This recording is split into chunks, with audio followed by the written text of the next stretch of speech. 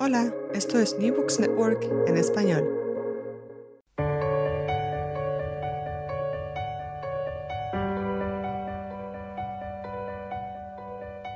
Todo comenzó ayer. Un podcast de la Asociación Española de Historia Económica.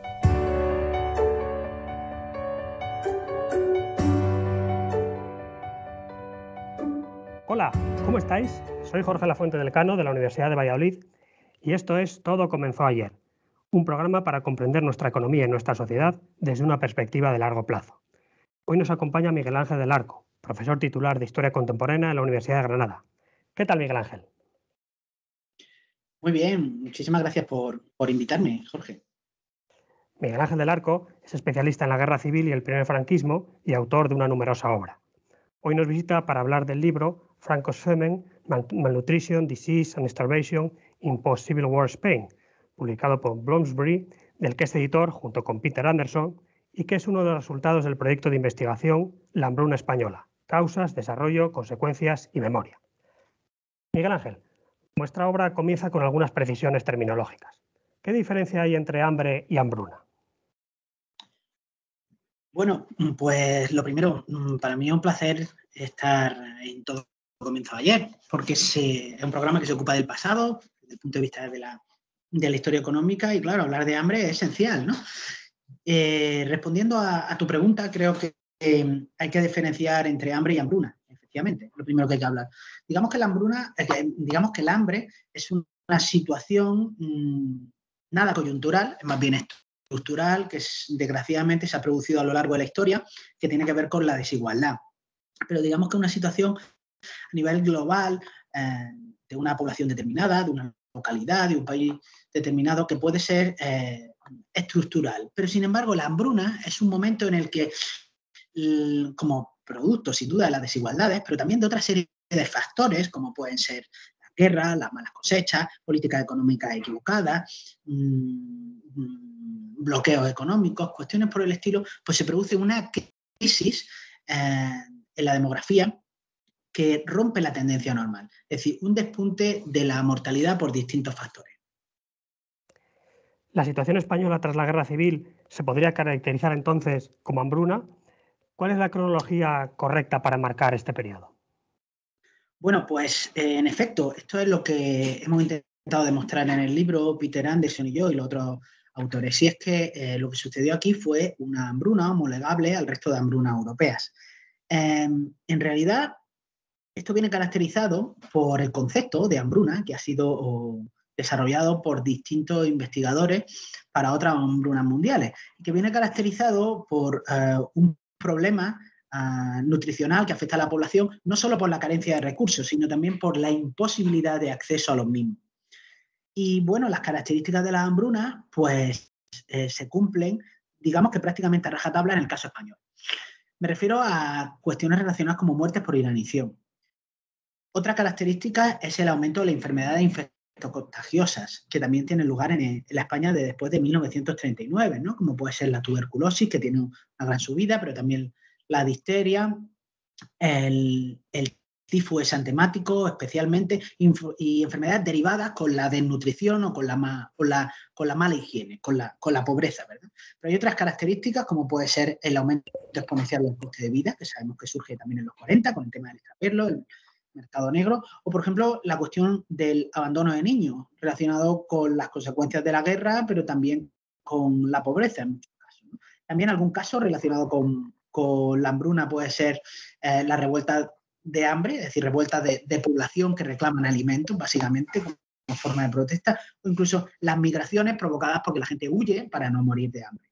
Todas estas características, aunque hay más, ¿verdad? Como por ejemplo, lo olvidaba, como por ejemplo el aumento de la delincuencia, de los hurtos llamados famélicos, que roban básicamente alimentos, no para enriquecerse, sino básicamente para comer, y a veces incluso se ingieren en el lugar del... se ingieren en el lugar donde se ha cometido el delito, entre comillas, ¿verdad? Pues también caracteriza esta hambruna. Y todo esto lo vemos en hambruna asiática, africana, europea, también en el caso español.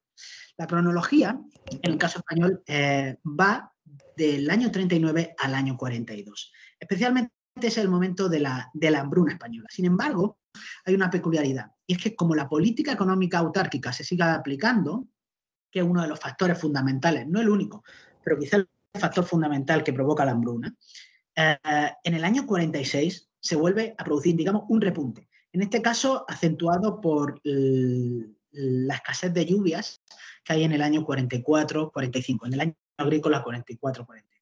Pero a grandes rasgos podríamos hablar del año 39 a 42.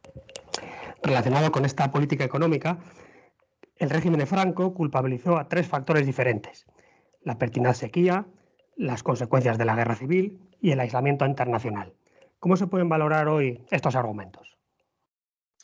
Bien, pues se pueden valorar en primer lugar como mitos, porque los historiadores, y en esto los historiadores de historia económica fueron pioneros a finales de los 70 y durante los 80, han demostrado que estos aspectos que enarboló el franquismo para justificar no la hambruna, porque ellos en ningún momento hablan de hambruna, hablan de los años del hambre como si fuese algo ajeno, ¿verdad? Algo en lo que ellos no tienen responsabilidad alguna, pues han demostrado que son falsos, o por lo menos no explican por sí solos todo lo que sucedió en aquello. El primero de ellos era las consecuencias de la guerra civil.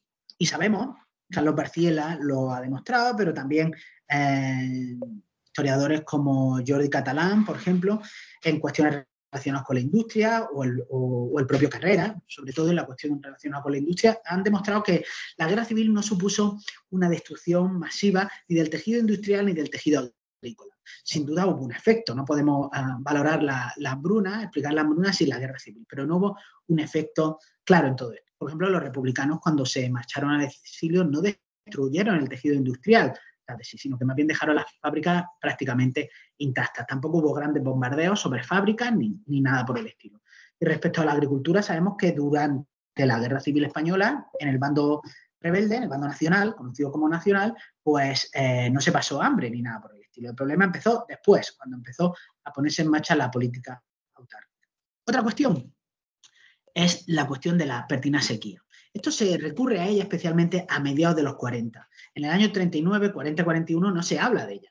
No es una justificación porque evidentemente estaba lloviendo normal. Había un ritmo de lluvia y también de humedad completamente normal. Y claro, no iba a ser creíble desde el punto de vista de la propaganda. Se utiliza luego, a mitad al final de la Segunda Guerra Mundial. Y bueno, sabemos que los años 40 no fueron unos años especialmente ni secos ni reducción en precipitaciones como lo pudo ser, por ejemplo, en los años 50, ¿no?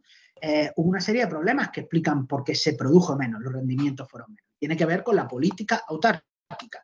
En este caso, pues que no se importaban fertilizantes, entre otros de los motivos, ¿no? Puede haber cuestiones relacionadas con la cabaña ganadera también, ¿no? Que explican esto, ¿no?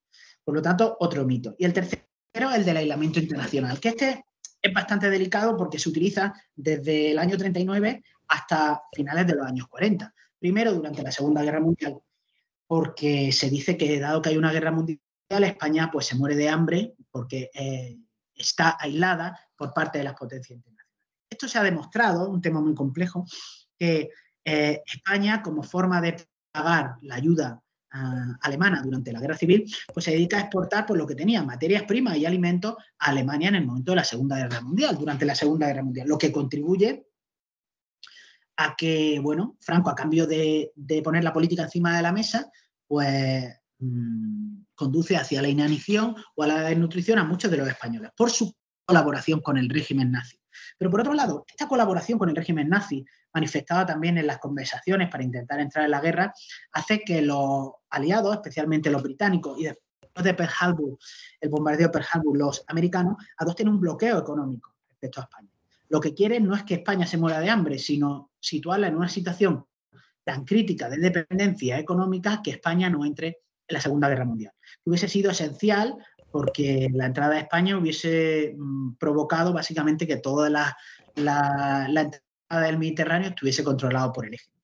Y claro, esta política de palo y zanahoria, en el que los británicos al mismo tiempo están pues dando ayuda a los españoles para que no se mueran de hambre, pero si se reúnen con Hitler, pues cortando el grifo, ¿verdad? Sacando el palo en lugar de la zanahoria, hace que Franco otra vez ponga la política encima de la mesa. Esto es su no beligerancia como una neutralidad falsa demostrada por la mayoría de los historiadores, ¿no? Aquí los trabajos de Enrique Moradiello son clave, pues lo ponga encima de la mesa y perjudique otra vez a la población que se está muriendo.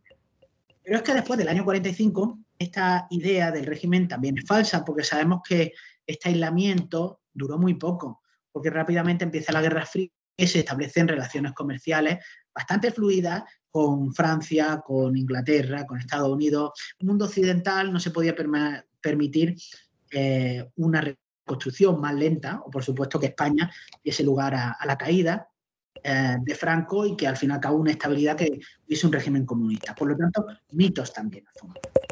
Junto con este marco general del que estamos hablando, en el libro se estudian también casos concretos y cotidianos.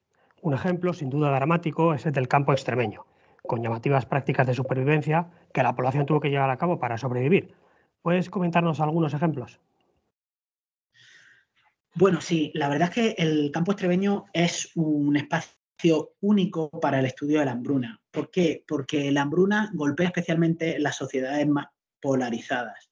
Y en este sentido, los lugares donde hay latifundio, ya sea dedicado a uso ganadero o dedicado a la agricultura, ¿verdad? Pues es fundamental porque eso implica que hay jornaleros. Entonces, esta situación, y con unos antecedentes donde los jornaleros se movilizaron especialmente con el socialismo y con el anarquismo en menor medida en Extremadura, pero en otros lugares sí, que tenían un pasado republicano, pues es terrible, porque muchos de ellos no consiguen encontrar empleo. Sabíamos que la mano de obra en el campo español provocaba un excedente por el cual los costos eran muy bajos. Pues los costos todavía se reducen más porque los salarios quedan congelados. Muchos no tienen empleo y además se cultivan menos extensiones agrarias, lo que hace que haya menos trabajo, ¿verdad? Todo esto da lugar a que las clases bajas agrícolas tengan dificultades para acceder a los alimentos. Pongamos en contexto que hay un aumento del coste de vida brutal por la escasez y por el mercado negro provocado por la política agraria autárquica, lo que hace que los salarios sean bajos, si se tienen, pero es que además con un salario prácticamente no se pueda comprar nada en el mercado negro. Esto hace que las clases bajas tengan que recurrir a estrategias de subsistencia.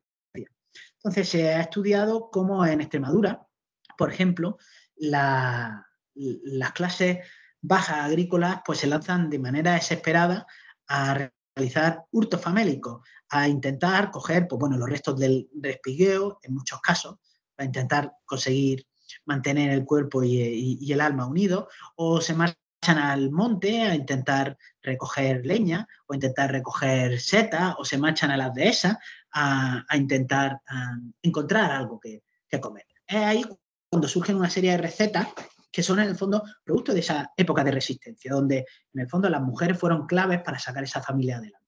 Estoy hablando de recetas que utilizaban pues, derivados, ¿no? La tortilla de patatas que no tenía patatas, o que no tenía huevos, ¿verdad? O, por ejemplo, las recetas que utilizaban castañas. Castañas que, bueno, como te puedes imaginar, no eran agradables al estómago, pero fueron un alimento esencial que hasta entonces no se había consumido, ¿verdad? Más allá del postre o algo determinado, y que, sin embargo, empiezan a formar parte de la dieta, ¿no? Hay un antropólogo que dice que conforme el hambre avanza, la cultura se empieza a desvanecer, digamos, a deshacer, ¿verdad? Y lo que sucede es que ante el peligro de inanición, muchos extremeños, especialmente las clases bajas, empiezan a comer cuestiones que no estaban dentro de su código cultural respecto a la dieta, ¿verdad? Respecto a la dieta. Y un ejemplo perfecto de todo esto también pueden ser los cerdos muertos, ¿no?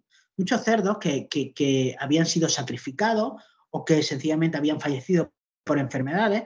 Tenemos testimonios en el que esta población desesperada, una vez que descubrían dónde habían sido enterrados, después de todo esto abrían la tumba y se los comían, ¿verdad? Completamente desesperados.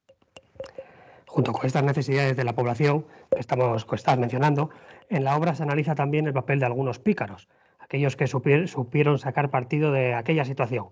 ¿A qué niveles de extensión llegó el mercado negro? Bueno, a niveles espectaculares. De hecho, se calcula que en torno a Carlos Barciela ha estudiado esto profundamente y respecto al trigo calcula que prácticamente un tercio de la producción total se dedicó al mercado negro, ¿no? Lo cual nos habla de que el aumento de los costes de consumo, es decir, del índice de precio al consumo de estos productos, era especialmente brutal. De hecho, sabemos que el dinero que utilizaba cada familia para sus distintos gastos aumenta de manera exponencial hacia los alimentos, porque es de las cuestiones que más suben y sobre todo de las que no se pueden privar, ¿no? De las que no se pueden privar. Pero aparte tenemos el caso del extraper de los aceites, donde se ha demostrado que también sucedió a niveles espectaculares, ¿no? Y los precios a veces multiplicaban por 4, incluso por 7, en algunos momentos el oficial que había fijado el régimen de Franco, lo que era en el fondo una llamada al funcionamiento real del mercado, y eso se produce durante toda la posguerra, lo que hace que los índices de precios al consumo suban de manera espectacular. Insisto, cuando miramos a otras hambrunas europeas, vemos que sucede exactamente lo mismo. Hay unos grupos sociales que se ven especialmente perjudicados y otros a los cuales la hambruna no roza, ¿verdad? No roza. Miguel Ángel, ¿qué balance se puede hacer de la ayuda internacional que recibió España y la respuesta del régimen? Bueno, esta es una cuestión interesantísima porque tenemos que verlo en el contexto con el antecedente, mejor dicho, de la guerra civil. En la guerra civil hay una intensísima ayuda internacional en los dos bandos, de organizaciones hoy conocidas por nosotros, como pueden ser, por ejemplo, el Comité Internacional de la Cruz Roja, en los dos bandos, o por ejemplo las organizaciones de los cuáqueros, que vienen tanto los británicos como los americanos, el Comité de los Amigos se llama, ¿verdad? Y vienen los distintos bandos, son pacifistas e intentan ayudar a hacer ayuda humanitaria, entre otros, ¿verdad? También el origen de lo que sería Save the Children también se encuentran aquí, en distintos grados. Por lo tanto, es un momento clave. Incluso el Comité Internacional de la Cruz Roja crea un comité expresamente para el caso español, ¿verdad? Y hay mucha documentación sobre eso. Ahora bien, cuando acaba la guerra civil, nos damos cuenta cómo las autoridades franquistas empiezan a mirar con recelo a muchas de estas asociaciones, que en un principio habían visto como, bueno, de manera posibilista, pero que identifican con Occidente, contraria a la ideología cercana al fascismo que comparte el régimen. Entonces, muchas de ellas empiezan a abandonar España, en gran parte porque no se sienten a gusto. Por ejemplo, los cuáqueros americanos, cuando reciben un cargamento de trigo en Valencia, es incautado por el régimen de Franco. Por lo cual dicen, bueno, no tiene sentido lo que estamos haciendo aquí, se marchan.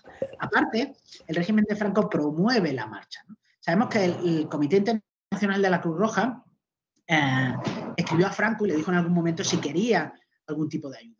Y esto fue visto con recelo por parte del régimen. Por lo tanto, fue desplazada, fue impedida. Incluso en el caso de la Cruz Roja Americana se prepararon algunos cargamentos de leche y también de trigo para enviar a España, y tengo una documentación donde el propio Ramón Serrano Suñer dice: nuestra situación no es tan mala, no lo necesitamos. Y la gente se está muriendo de hambre en ese mismo momento, año 1941. Otra vez lo político por encima de las necesidades sociales del país. Y aquí la responsabilidad del régimen es muy grande.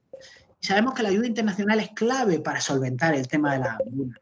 Es clave, no solo porque ayuda enviando alimentos, bienes, lucha contra las enfermedades, como puede ser, por ejemplo, la Fundación Rockefeller, que acaba yéndose también, ¿no? Está aquí en el año 41, que acaba yéndose, sino también desde el punto de vista de presionar a nivel internacional para levantar bloqueos, etcétera, etcétera. Terminamos con una perspectiva comparada. Como ha señalado en varias ocasiones, en la Europa del siglo XX se vivieron diversos episodios de hambruna. De manera sintética, ¿qué similitudes y diferencias se pueden apreciar con el caso español? Bueno, pues esto es un caso que en detalle está por estudiar, ¿no? Está por estudiar, digo, similitudes y diferencias, ¿no? Es decir, no hay nada escrito, por lo menos hasta que yo sepa, respecto a esto, porque la hambruna española prácticamente se acaba de descubrir, o acabamos de terminar este silencio que ha pervivido durante tanto tiempo. Lo que está claro, que vaya por delante, que la hambruna española se diferencia en poco de otras hambrunas europeas, tanto en sus causas como en sus características, como en sus consecuencias. Ahora bien, está claro que esta es una hambruna típica del siglo XX. Las del siglo XIX están más caracterizadas por desastres naturales, ¿no? Originadas por desastres naturales, aunque las políticas políticas de los estados liberales juegan un papel a la hora de reaccionar a ellas, como puede ser el caso de la hambruna irlandesa o el caso de la hambruna finlandesa, ¿verdad? Ahora bien, en el siglo XX están más caracterizados por causas políticas, provocadas por las guerras, por ocupaciones, como puede ser la hambruna griega o la hambruna holandesa, o por ejemplo, por políticas colectivizadoras, políticas que suprimen el mercado. En este sentido, la más conocida es la hambruna ucraniana, pero hay más, por ejemplo, la del 47, 48, también en otros lugares de Rusia, también está caracterizado por lo mismo. Entonces, hay bastantes similitudes, pero es cierto que es un trabajo en el que tenemos que seguir profundizando. Pero lo más importante es que pertenece a este contexto. Otra vez, España no fue excepcional a lo que sucedía en el occidente europeo. Miguel Ángel del Arco, profesor de la Universidad de Granada y autor del libro Francos Femen, publicado por Bloomsbury. Muchas gracias por estar con nosotros en el programa de hoy. Muchas gracias, dijo, un placer. Igualmente.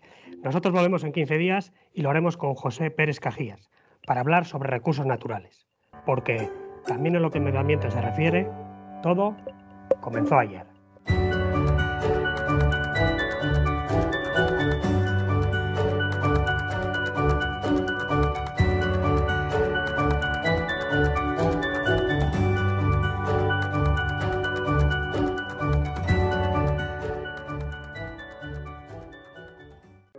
Gracias por escuchar New Books Network en español.